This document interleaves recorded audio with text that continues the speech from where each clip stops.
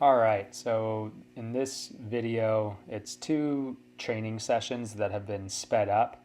So it's a lot quicker than what you would see naturally, but it's less boring that way. And these videos are of restrained pursuits.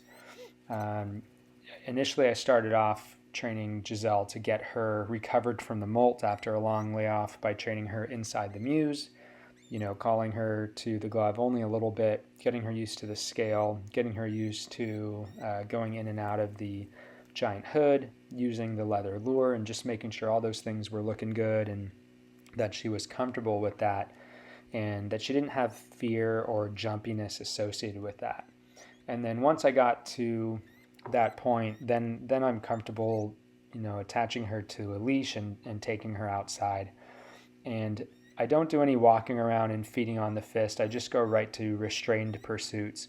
And what restrained pursuits are is she's obviously attached to a leash, and I throw a tidbit out, and I have the carpet down because I don't want her to dull her talons on brick or gravel or anything like that.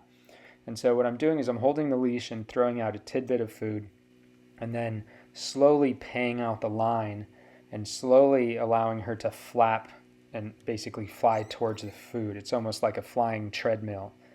And the idea is that she can get conditioning this way. So it's almost like she's chasing something, but she's really just chasing a tidbit on the ground, and you just slowly move them closer and closer. And there's a lot of people that do this a lot better than I do, and they work on it as a true conditioning method.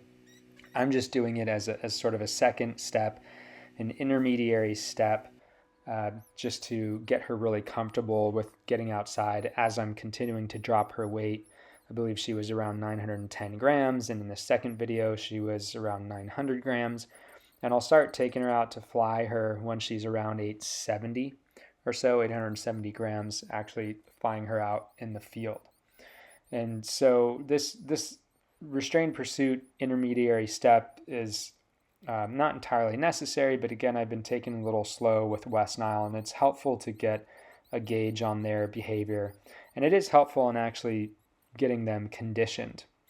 Some people will have the bird flying at the end of the lead for 20 to 30 seconds. I'm not doing that long. I'm doing 2 to 5 seconds approximately, not much more than that.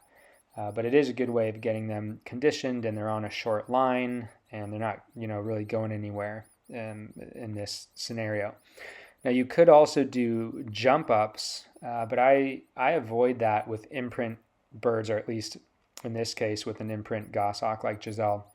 Jump ups are also an exercise, but in the scenario of jump ups, you're calling them up to the fist, and I'm trying to avoid that association of fist and food. And so the benefit of restrained pursuits is that the bird is always flying away from you.